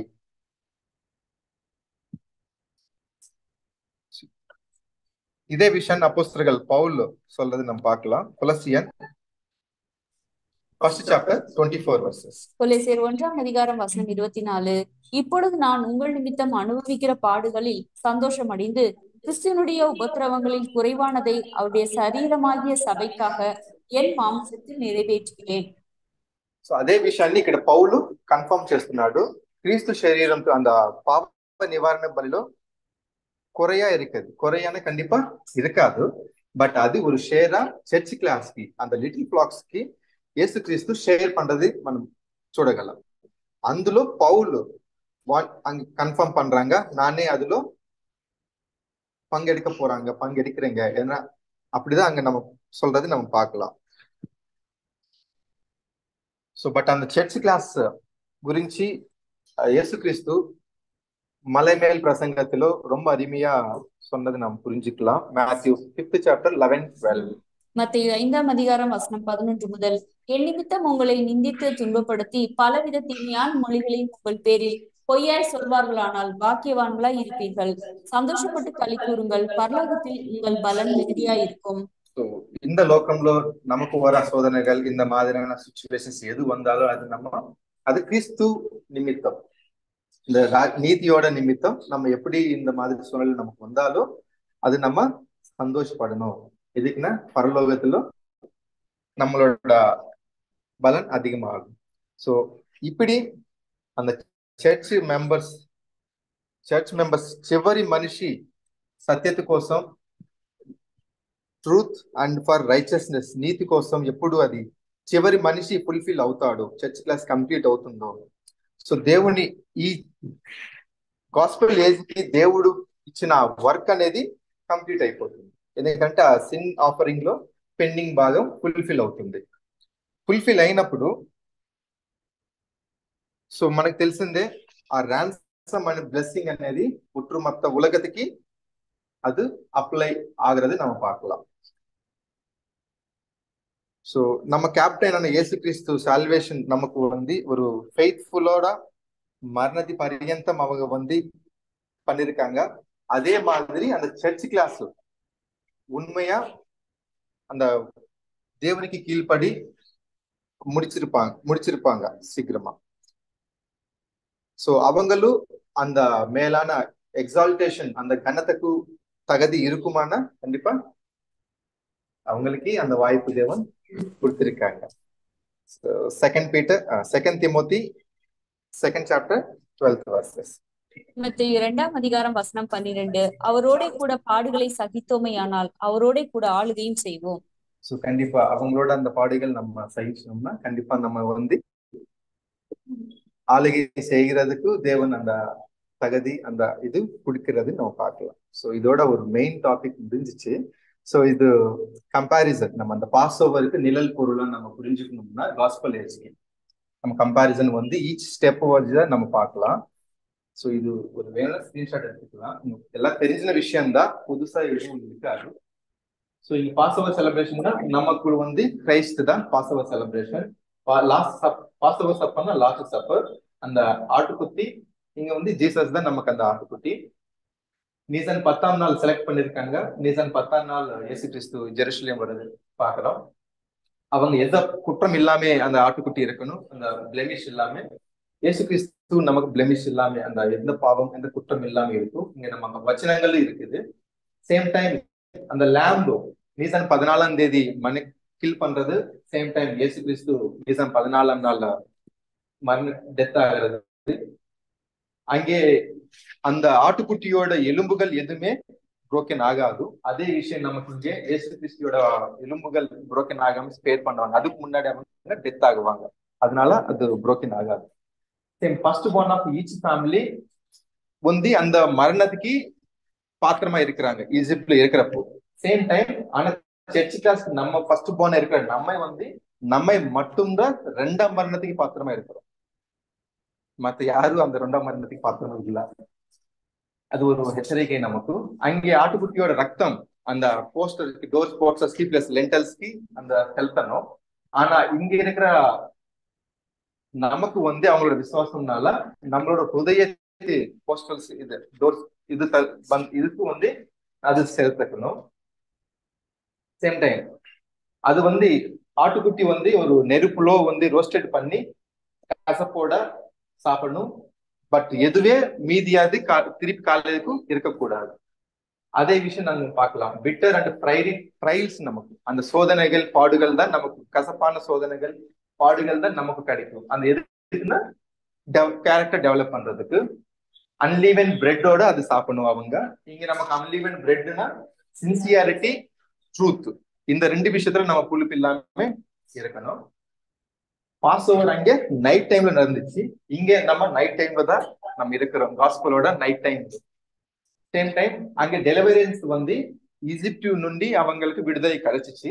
நமக்கு கிடைக்க போற டெலிவரன்ஸ் வந்து பாவம் மரணத்து நுண்டி அந்த விடுதலை நமக்கு கிடைக்க போறது. பட் இது நடக்க போக வேண்டிய சிச்சுவேஷன். டெலிவரன்ஸ் இந்த மார்னிங், அவங்களுக்கு விடுதலை காலையில நடந்துச்சு. ஏன்னா ஈஜிப்ட் நைட் கலந்து போனதுக்கு அப்புறம் காலையில தான் அவங்களுக்கு விடுதலை கிடைச்சிச்சு. நமக்கும் இந்த மெசையானிக் ஏஜ்ல தான் 1000 இயர்ஸ்ல. பட் நம்ம வந்து இந்த மரணத்து நுண்டி பாவத்து நுண்டி விடுதலை கிடைக்கலாம். சேம் டைம் ஆனா நமக்கு காலையில தான், எர்லி மார்னிங் டைம்ல தான் நம்ம இருக்கிறோம். பட் நைட் டைம்லவும் நம்ம அந்த நைட் டைம் கலந்து எர்லி மார்னிங் டைம்ல நம்ம இருக்கிறோம். பட் இது எக்ஸிக்யூட்டர் பண்ண ஆக வேண்டிய காரியம். Deliverance from furrow and his task masters, அவங்களோட சைன்யம், அவங்களோட எல்லாமே இருக்கு. நமக்கு வந்து சாட்டான் நுண்டி அவங்களோட அனுசரைகள் நுண்டி நமக்கு வந்து டெலிவரன்ஸ் வந்து வர வேண்டியது இருக்குது. இது ஒரு கம்பேரிசன் நிழல் பொருளா நம்ம பார்க்கணும்னா ஒரு 10 minutes கொடுத்தா அடிஷனல் இன்ஃபர்மேஷன் ஷேர் பண்ணிக்கிறேன். ஃபர்ஸ்ட் நான் அந்த இஸ்ரேலுக்கு குருட்டாட்டுத்தனம், பிளைண்ட்னஸ் பத்தி நம்ம சொல்லிட்டோம் தானே, அது எப்படி அது நீக்கப்படும் ஒரு சின்ன விஷயம்.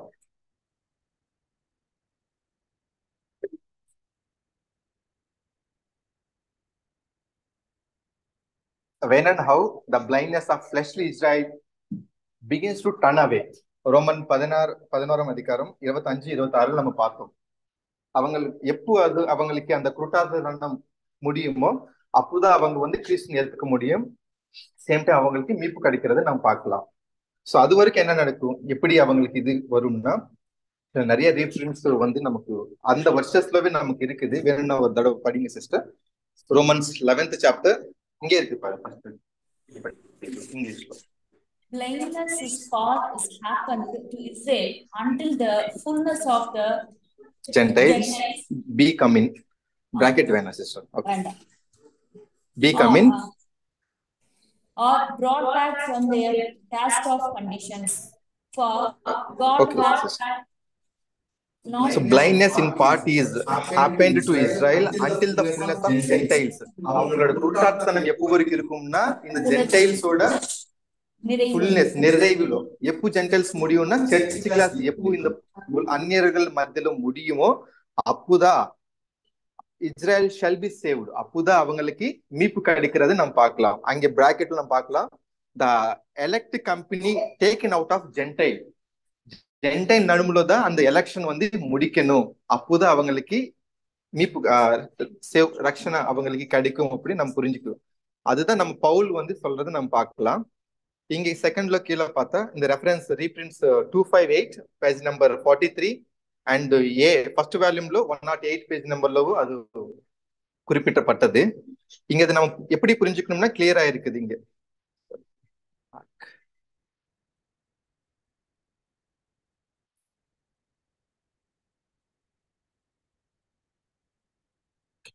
இந்த செகண்ட் ஹைலைட்டட் பாயிண்ட்ல பார்த்தா they were cut off from his favor while the bride of Christ was being selected, but will return to favor when that work is accomplished. அந்த கட் பண்றது நம்ம பார்க்கலாம். ஒலிவ மரத்திற்கு அவங்க அந்த பிரான்ச் கட் பண்ணி காற்று மரத்தோடு ஒட்டுறது, அந்த கிரீஃப் பண்றது, நம்ம கிராஃப்டிங் பண்றது நம்ம பார்க்கலாம். அது எதுக்குன்னா எப்போ இருக்குன்னா இந்த நிறைவு வந்து சர்ச் கிளாஸ் ஜென்டைல் நடுவுல முடிக்கிற வரைக்கும் நம்ம புரிஞ்சுக்கலாம். சேம் இங்கொரு ரெஃபரன்ஸ் நமக்கு Russell brother 58 reprint 5832 page number 15 divine favour about to return to Israel விஷயம்లో சேம் விஷயம் தான் அப்ராக்சிமேட்லி சொல்றாங்க. இங்கவும் church class will soon be completed and glorified with the savior in his kingdom, and that then forthwith God's mercy will begin to operate towards the Jews again.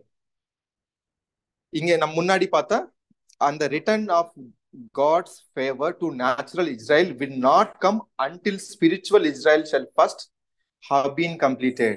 அந்த ஆவிக்குரிய இஸ்ரேலர் நம்ம எப்போ முடிக்குமோ அது வரைக்கும் கண்டிப்பா அவங்களுக்கு அது திருப்பி அந்த தேவனோட ஃபேவர் வந்து போகாது. இங்கவும் கிளியரா சொல்றாங்க. இங்க ஒரு ரீப்ரிண்ட் பார்த்தா reprint 2402 page number 360 the Apostle Paul assures us that during the present gospel age natural Israel has been nationally blinded. In the situation lo Israel ஒட்டுமொத்த இஸ்ரேலும் குருட்டாக்குத்தனம் இருக்குது. So as not to have been able to identify the Lord. எதுக்குன்னா அந்த மெசேஜானி அவங்க identify பண்ண முடியாம அது தடைப்பட்டிருக்குது.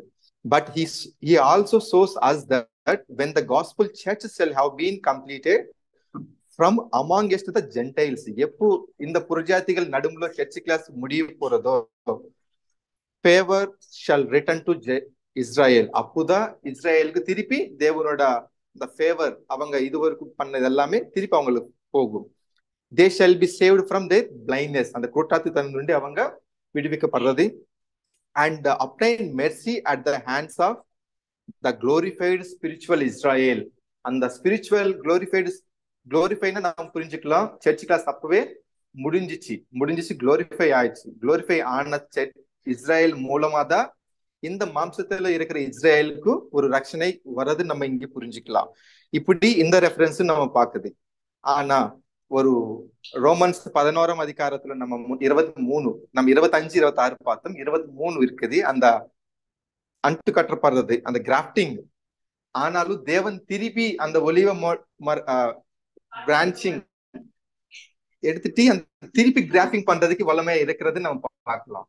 So அது கான்ட்ரவர்சியா இருக்குதுன்னா சோ இந்த விஷயத்துல இது வரைக்கும் நம்ம கிளியரா பார்த்தோம். அந்த பவுல் சொல்ற வச்சனமும் ரசல் பிரதர் எழுத அந்த ரெஃபரன்சஸ் அதுக்கு நிறைய இருக்குது. பட் ஓவராலா ஸ்டார்டிங்ல எழுதுனது, நடுவுல எழுதுறது, கடைசி அவங்களோட லைஃப்ல கடைசி எழுதுற ரெஃபரன்சஸ நம்ம வந்து 3 பார்த்தோம். 3ல 1 தான் சொல்றது. சர்ச் கிளாஸ் ஜென்டைல்ஸ் நடுவில் முடிஞ்சாதான் இவங்களுக்கு அந்த குற்றத்தனம் போய் மீட்பு கிடைக்கும். ஆனா இங்க வச்சனம் திருப்பி நம்ம கிளியரா இருக்குது, தேவன் வல்லமையா இருக்கிறாங்க, திருப்பி அது புரிய மறுத்தது சேர்த்துறதுக்கு. சோ எப்படி அது பண்ணுவாங்க வந்துதான் நமக்கு இங்க கேள்வி. ஸோ ஏன்னா அது கொஸ்டின் இருக்குது, இது பதில். ஸோ ரோமன் 9:8 நம்ம பார்த்தா, ஆனா இப்ப படிக்க டைம் ஆகும். நோட் வெர்சஸ் வேணும்னா நீங்க நோட் பண்ணிக்கலாம்.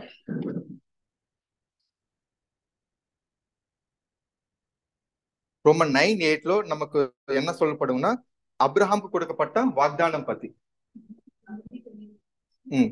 சத்தமா படிங்க முடியும்.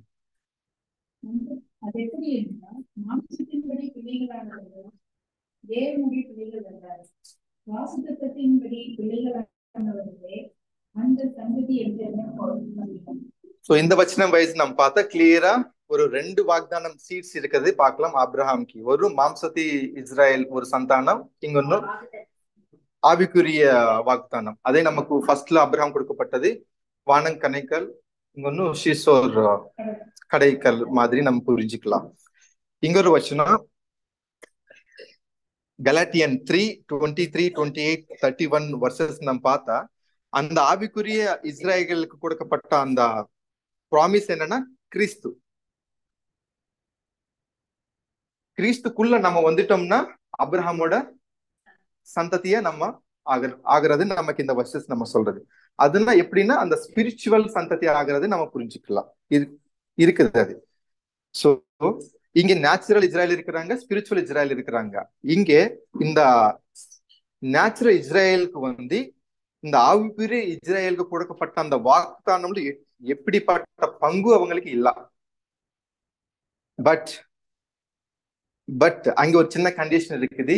ஒருவேளை யார் யார் இந்த மாம்சிக இஸ்ராயல்கள் அவங்களுக்கு இந்த மாம்சிக ரிலேட்டடா எர்த்லி ப்ராமிசஸ் கொடுத்திருக்கிறாங்க தானே, அந்த ப்ராமிசஸ் அவங்க தள்ளி எனக்கு வேணா சொல்லிட்டு ஜென்டைல் மாதிரி கிறிஸ்துவோட ரத்தத்தை ஏற்றி அந்த பஸ்கா பலி, ரான்சம், இது எல்லாமே அவங்களோட ரத்தத்து மேல பலி வச்சு விசுவாசம் வச்சு ஜென்டைல் மாதிரி வந்துட்டுச்சுன்னா சோ அவங்களும் கிறிஸ்துக்குள் வந்துருவாங்க. கிறிஸ்துக்குள் வந்த அப்ரஹாம் ஆவிக்குரிய ப்ராமிசஸ்க்கு அவங்க வந்துருவாங்க. அப்போ அந்த பாடியில அவங்களும் வர்றதுக்கு வாய்ப்பு இருக்குது.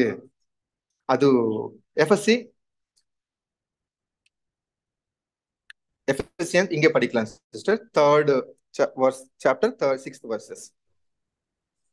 இந்த ரகசியம் இப்பொழுது அவருடைய பரிசுத்த அப்போஸ்தலருக்கும் தீர்க்கதரிசிகளுக்கும் ஆவியானவராலே வெளிப்படுத்தப்பட்டிருக்கிறது போல முற்காலத்தில் மனுபுத்திரருக்கு அறிவிக்கப்படவில்லை. சோ இது ஒரு ரகசியமா இருக்கிறது நம்ம பார்க்கலாம். இது 2 ஒண்ணுதான் இருக்கிறது.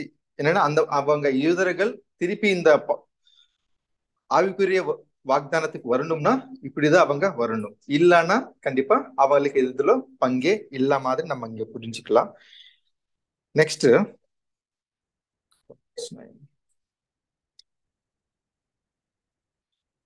ரோமன் 9th chapter 30-32 verses நம்ம பார்த்தா, அந்த மாம்சீக இஸ்ராயல்கள் அந்த குருட்டாத்தனம் இருக்கிறதுனால அவங்க எப்ப பார்த்தாலும் அந்த மாம்சீக ரிலேட்டட் ப்ராமிசஸ் தான் அவங்க வந்து ரொம்ப அதிகமா குடிச்சுக்கிறது நம்ம பார்க்கலாம். சோ அந்த கண்ணோட்டத்துல அவங்க வந்து இப்படிப்பட்ட மேன்மையுள்ள அந்த பரலோகத்துக்கேற அந்த வாக்குதானம் பத்தி அவங்களுக்கு அந்த ஐடியாவே அந்த நாலேஜ் அவங்களுக்கு பார்க்க முடியல. அவங்கனால அது முடியுதுன்னா நீங்க படிக்கலாம் சிஸ்டர். Roman 9:30-32 verses. இப்படி இருக்க நாம் என்ன சொல்லுவோம்? நீதியை தேடாத புறஜாதியார் நீதியை அடைந்தார்கள், அது விசுவாசத்தினால் ஆகும் நீதியே. நீதி பிரமாணத்தை தேடின இஸ்ரவேலரோ நீதி பிரமாணத்தை அடையவில்லை. எண்ணத்தினாலெனில் அவர்கள் விசுவாசத்தினாலே அதை தேடாமல் நியாயப்பிரமாணத்தின் கிரியைகளினாலே தேடினபடினால் அதை அடையவில்லை. இடர்களுக்கான கல்லிலே இடறினார்கள். சோ இங்க இஸ்ரேல் தேடுறது என்னன்னா அந்த அப்ரஹாம் சந்தானம்ல இருக்கிறதுக்கு அந்த மேலான சிச்சுவேஷன்ல இருக்கிறதுக்கு அவங்க ரொம்ப தேடுறாங்க. ஆனா அந்த தேடுறது நியாயப்பிரமாணங்கள் பத்தி அவங்க தேடுறாங்க. பட் அது கிடைச்சிச்சுன்னா அவங்களுக்கு கிடைக்கல. பட் அது எப்படி கிடைக்கணும்னா சில பேருக்கு தான் அது கிடைக்கும். எப்படின்னா இந்த மாதிரியான அந்த விசுவாசத்தினால் அவங்க அந்த கூட்டாத்துதான் வெளியே வந்து கிறிஸ்துக்குள்ள வந்தான்னா அவங்களுக்கு இந்த மேலான ஆசீர்வாதத்துல பங்கு வரது நம்ம புரிஞ்சுக்கலாம். ஏன்னா அந்த அன்பிலீஃப்னஸ் அவங்களுக்கு இருக்கிறது நம்ம புரிஞ்சுக்கலாம். அதுவே ரோமன்ஸ்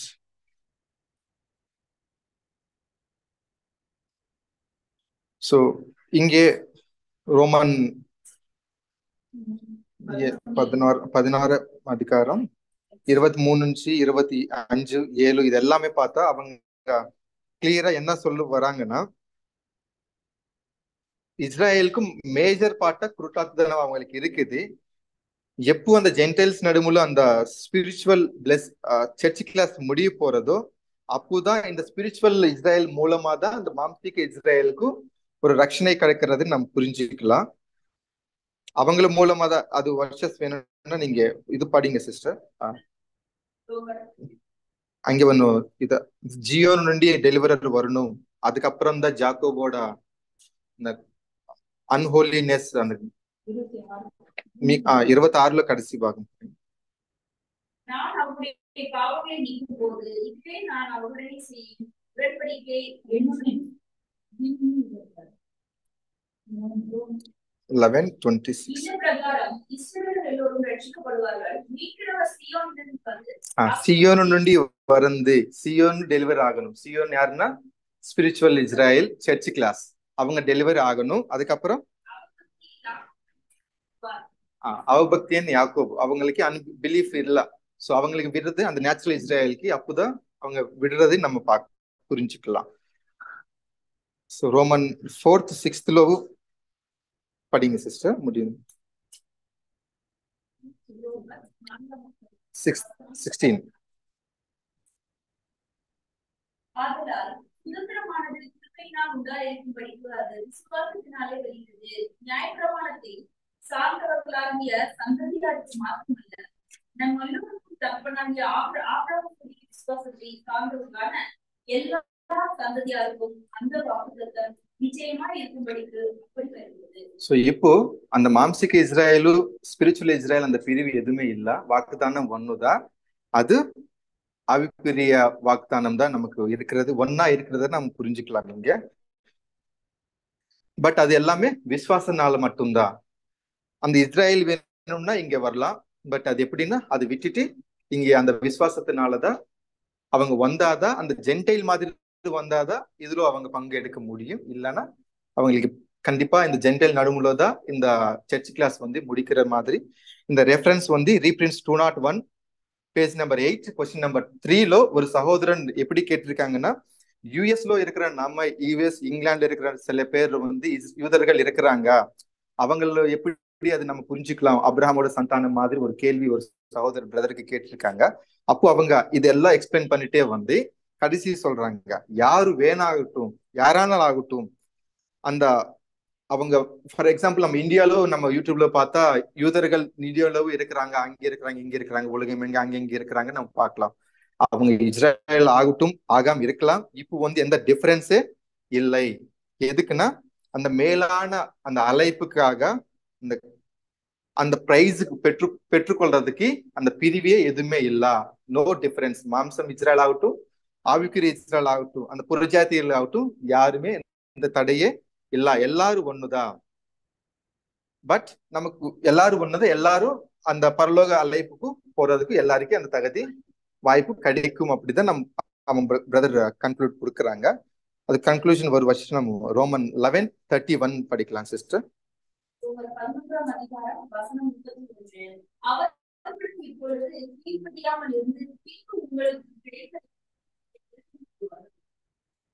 சோ அவங்க கீழ்பற்றி யாருன்னா சர்ச் கிளாஸ். அந்த சர்ச் கிளாஸ் எப்போ அந்த குளோரிபிகேஷன் ஆகி அந்த எக்ஸால்டேஷனுக்கு போவாங்களோ இரக்கம் யாருக்கு கொடுப்பாங்கன்னா இருக்கிற மற்ற ஜனங்களுக்கு. They shall obtain mercy, God's promised blessing through your mercy. Through a spiritual seed மூலமா தேவனுடைய வாக்குதானமோட ஆசீர்வாதம் உலகத்துக்கே கொடுக்கிறது நம்ம புரிஞ்சுக்கலாம். ஸோ இப்படி அந்த கேள்விக்கு ஒரு பதில். அடிஷ்னலா இன்னொரு சின்ன இன்ஃபர்மேஷன் என்னன்னா, ஈஸ்டர் பிளஸ் ரிசரக்ஷன் டே செலிப்ரேஷன்ஸ், இது அந்த கனெக்டிவிட்டி இருக்கிறதுனால இந்த 2 பாயிண்ட்ஸ் ஆட் பண்றேன். இப்போ வந்து ஈஸ்டர் நெக்ஸ்ட் வரப்போறது, நம்ம வந்து இந்த ஈஸ்டர் வந்து கொண்டாடப்படுறது இல்லை. பட் அங்கே யூஸ்வலா நடக்க போறது என்னன்னா நமக்கு தெரியும், அது புனருத்தானமான நாள் தான் அவங்க செலிப்ரேட் பண்ணிக்கிறாங்க. ஈஸ்டர் ரிசரக்ஷன் டே தான். ஸோ இது எப்படின்னா சில சென்ச்சுரிஸ் நம்ம ஸ்டோரி தெரியும் ஆல்ரெடி, பட் பிரீஃபா சொல்றேன். கான்ஸ்டன்டினோபிள் எம்பரர் எப்போ வந்திருக்காங்களோ இந்த கிறிஸ்டியானிக்குள்ள, அவங்க வந்து இது இந்த பாகன் வர்ஷிப், இந்த பாகன் வர்ஷிப் வந்து இந்த ஈஸ்டர் வந்து ஒரு ரோமன் பாபிலோனியோட ஒரு ஃபெஸ்டிவல். இது சாக்சன் காடஸ் எஸ்தேரா, அவங்க அது இந்த ஃபெஸ்டிவலும் அந்த ஸ்ப்ரிங் சீசன்ல தான் நடக்கும்.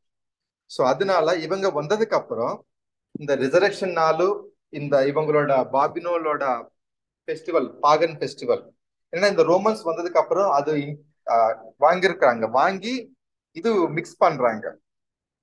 பட் அது எஸ்தர் గురించి ఆల్రెడీ தெரியும் நினைக்கிறா. ஒரு பெரிய எக்கு ஆகாசத்து నుండి யூப்ரட்டிஸ் நதிలో வந்து விழுந்தி அதுக்காக அது ஒரு ஹேச்சிங் வெளியே வந்தா அது ஒரு காடஸ் மாதிரி வந்தவங்க தான் ஈஸ்டரா.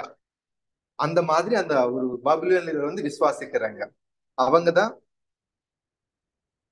அது அப்படியே அந்த பாபிலோன் உண்டு அந்த ரோமன்ஸுக்கு ஸ்ப்ரெட் ஆயிட்டு அவங்களும் அந்த மாதிரி விசுவாசம் மாதிரி வச்சுட்டு, அதுவே நம்ம எஃபெசுலோ நம்ம பார்க்கலாம், அந்த அர்த்தமா தேவியோட டெம்பிள், அது காடஸ் ஆஃப் ஃபெர்டிலிட்டி. ஸோ இங்க டிஃப்ரெண்ட் நேம்ல தான் நமக்கு அது பைபிள் நம்ம பார்க்கலாம். பழைய ஏற்பாட்டில் ஆகட்டும் புதிய ஏற்பாட்டில் ஆகட்டும், அது எல்லாமே அந்த பாபிலோனியோட அந்த ஈஸ்டர் அர்த்தமா தேவி பத்தி தான் அங்க இருக்கும். அது அவங்க மதர் காடஸ் மாதிரி அவங்க வந்து ஒரு ஆனர் அவங்களுக்கு கொடுக்கறது நம்ம பார்க்கலாம். சேம் டைம் இங்க ஒரு அன்பார்ச்சுனேட் விஷயம் என்னன்னா, அதே சமயத்துல ஒரு பாகன் ஃபெஸ்டிவல் வந்து சேம் அந்த ரிசரக்ஷன் டைம்ல தான் இருக்குது. அது பிரெஞ்சோடது மார்டி கிராஸ் சொல்லப்பட்ட ஒரு பிரெஞ்சு ஃபெஸ்டிவல். பட் அது ரோமன்ஸ் வந்து ஏத்துட்டு இப்ப நம்ம இந்தியாவில வந்து டிஃப்ரெண்ட் ரிலீஜியஸ் இருக்கிறதுனால அந்த கான்ஸ்டிடியூஷன் வைஸ் லைசன்ஸ் ஒரு ரிலீஜியஸ் கான்ஸ்டிடியூஷன் வைஸ் நமக்கு பண்டிகை ஆச்சரியத்துக்கு தடை இல்லை. கிறிஸ்டியன் கிறிஸ்துமஸ் பண்ணிக்கலாம், ஹிந்துஸ் அவங்களோட ஃபெஸ்டிவல் பண்ணிக்கலாம், முஸ்லிம்ஸ் அவங்களோட பண்ணிக்கலாம். ஒரு அதிகாரம் வந்து அது கொடுக்கப்பட்டது. அப்படிதான் ரோமன்ஸ்ல இந்த பிரெஞ்சோட ஒரு செலிப்ரேஷனும் ஒரு கொடுக்கப்பட்டது. அதுவே இன்னொரு நேம் என்னன்னா ஃபேட்டி டியூஸ்டே. ஸோ இப்படி அவங்க வந்து அந்த ஃபெஸ்டிவல் வந்து கொண்டாடுவாங்க, அந்த ஃபேட்டி டியூஸ்டே. இது எல்லாமே எப்படி நம்ம சொல்லணும்னா, இந்த ஈஸ்டர் வர்றதுக்கு முன்னாடி அவங்க ஒரு சில நாள் வந்து இது நல்லா சாப்பிடுவாங்க. ஏன்னா ஈஸ்டர் வந்து அவங்க உபவாசம் இருக்கணும், அவங்களோட சம்பிரதாயம் பற்றி. அதுக்கு முன்னாடி இவங்க நல்லா சாப்பிட்டு நல்லா ரொம்ப ஜாலியா ஃபெஸ்டிவலோட இது இருப்பாங்க. ஒன்ஸ் அந்த ஈஸ்டர் சீசன் ஸ்டார்ட் ஆயிடுச்சுன்னா இதோட கண்டினியூட்டியா அவங்க வந்து ஃபாஸ்டிங் இது எல்லாமே அதுல கலந்து போவாங்க. அதனால அதுக்கு முன்னாடி சீசன் இது ஒரு ஸ்ப்ரிங் சீசன்ல தான் இது நடக்கும். ஸோ இந்த கான்ஸ்டன்ட் டைம்ல இருக்கிறப்போ இந்த 3 இருக்குது, ரிசரக்ஷன் இருக்குது, பாபிலோன் பாகன் ஃபெஸ்டிவலான எஸ்தர் அர்த்தமா தேவியோட ஒரு நம்பிக்கை இருக்குது, இந்த மார்டி கிராஸோடது அந்த ரோமன்ஸ் நடுவுல இருக்குது.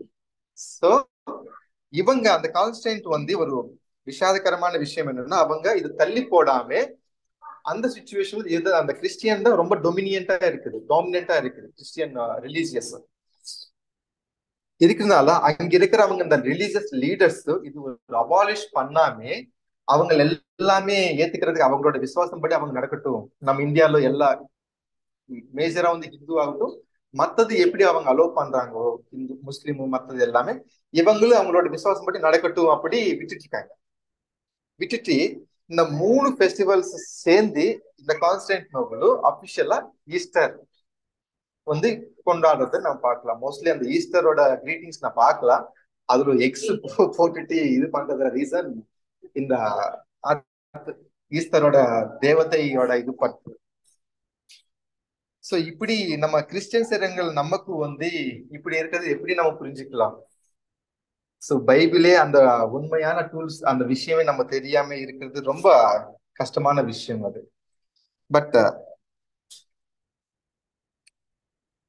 பட் இப்போ தேவனோட வெளிச்சம் ரொம்ப அதிகமா நமக்கு இருக்குது.